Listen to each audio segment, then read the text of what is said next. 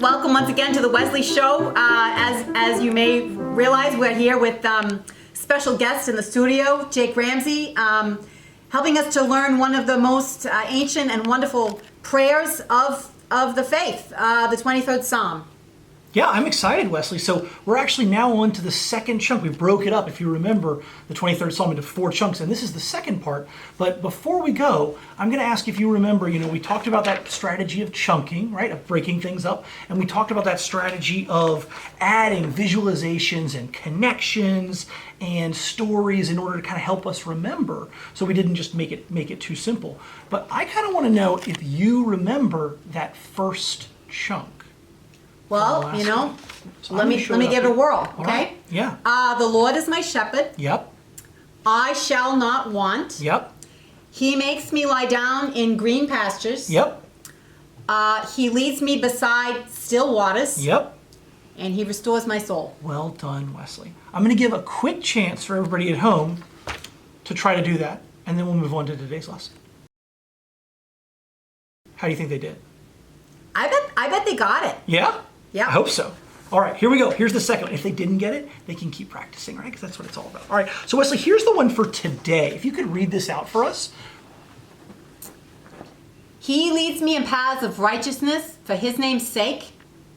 Even though I walk through the valley of the shadow of death, I will fear no evil, for you are with me. Your rod and your staff, they comfort me. Yeah, so this is a long one, right? Yeah. So the theme for this one, if you remember when we sort of chunked this out, the theme for this one was this idea of God leading us along a path, right? If we picture that first one, we pictured ourselves as a sheep, or you were talking about, you pictured yourself maybe waiting on dinner. But this one is more about a path and how we're going to follow God. And so this first sentence says, he leads me in paths of righteousness for his namesake. So there's this first word, righteousness, and then there's this idea of for his namesake. So let's talk about that, because things are a lot easier to remember when you know what they mean. So what does it mean to be righteous? Well, I understand that as, doing stuff that pleases God. Stuff that God likes, which, God likes it when we love him. Yeah. And when we love our neighbor, as ourselves. Mm-hmm. So being kind, and some of those other words that we memorize with Galatians, patience and gentleness and all those kind of things are like righteousness. Yeah, I mean, I'm not going to make you say the whole thing right now because I know you're on camera, but I know you know that whole verse, right? Oh, yeah. Yeah, okay. Very good. Very good. Okay, so this is idea of righteousness, and then it says, for his namesake. So how does that connect to what we're saying about righteousness? Well, I guess that God and God's name are kind of like the same thing. Like God isn't any different than the name of God. Mm-hmm. And we want to honor, who God is. Mm-hmm. And God is good. God is righteous. Mm-hmm. God is, and so when we walk that way, we're honoring God. Yeah, because we're like God's sheep, right? And because we're his, we want to represent him well, right? Okay, and then it says, there's this very famous part, right? And I want you to picture this, and I want you to actually tell me a story about it, what it looks like to you. So I'm going to read it out, but then I want you to tell me what you picture and what you remember. It says, even though I walk through the valley of the shadow of death, I will fear no evil. For you are with me. Your rod and your staff, they comfort me. And this is all one kind of story here. So how do you remember that? Or how could you? Well, back a long time when I was living outside of Boston in Charlestown, and it was late one night, and I didn't have a home then, and I was walking down the street, and it was real dark. Yeah. And I was really afraid. Yeah. But as I was walking and afraid, because like maybe another dog would eat me or something. Yeah. This guy named Josh, he's the guy that gave me this collar. You see this collar? That's nice. Yeah. He came along, and Josh, he like whistled real nice, and he had like a dog treat in his pocket. Uh-huh. And he walked with me. Actually took me back to his house and made me his dog.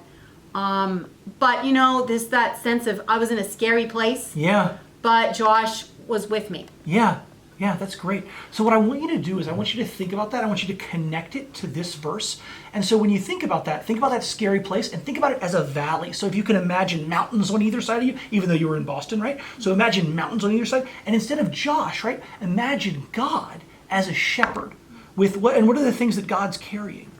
Oh, yeah, he's got a staff and a rod. Yeah, a rod and a staff. Yeah, exactly right. That's what a shepherd would have, right? Yeah, to take care of the sheep. So we're going to read that part again, and then I want you to make those connections as you go, okay? So even though, go ahead. Even though I walk through the valley of the shadow of death, I will fear no evil. Yeah. Because thou art with me. Thy rod and thy staff, they comfort me. Yeah, and you're saying thou instead of your, which is just as good, right? That's great. Yeah. Right? It's good. A lot of people King have heard. James version. Yeah. That sounds good.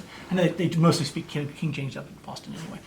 Okay, so let's try from the very beginning. And if we mess it up, no big deal, but we'll just start it over, okay? So let's just review that first chunk, and then we'll go into the second chunk, because it's really good when you remember. Remember we talked about the more you struggle, the better, and actually forgetting a little bit helps you remember more later. So let's go back to that very first chunk. Okay. The Lord is my shepherd. Yep. I shall not want. Yeah. He maketh me lie down in green pastures. Yeah. He leadeth me beside the still waters. Yeah. He restoreth my soul. Yeah. He leads me in paths of righteousness for his name's sake. Perfect. And I'll pause you right there, right? We had the first part, that first chunk that was about us being a sheep, and then it was about this idea of leading down a path, and that path, is a path of righteousness, and then it goes into this valleys, right? So what happens next? Oh yeah. So even though I walk through the valley of the shadow of death, Yeah. thou art with me, or thou art with me. Your rod and your staff, they comfort me. I think there was a little thing in there about maybe not fearing evil. Oh, Where did wow. that go? Yeah. So let's read it again. Even though I walk through the valley of the shadow of death, I will fear no evil. Yeah. Because you are with me. Your rod and your staff, they comfort me. Yeah. So this is just it's the exact same idea, right? But it's just this idea of, you won't be afraid even though you're in a pretty scary spot, okay? And so let's give one chance for everybody at home to try to say it. And then you can say the whole first two chunks when you're ready. Okay, guys, you ready? We can do it all together.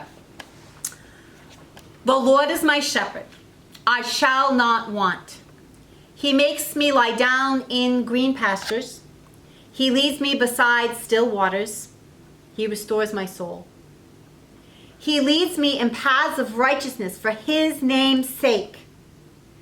Even though I walk through the valley of the shadow of death, I will fear no evil, because you are with me. Your rod and your staff, they comfort me. Great job. And you have memorized now the entire first half. It's actually it's really more than half of the 23rd Psalm. Wow. I'm pretty excited about it. As I said, I had some misgivings, at first. But super excited. Hope you are too. And, we'll say goodbye to Jake for now, but looking forward to seeing him on the next Wesley Show.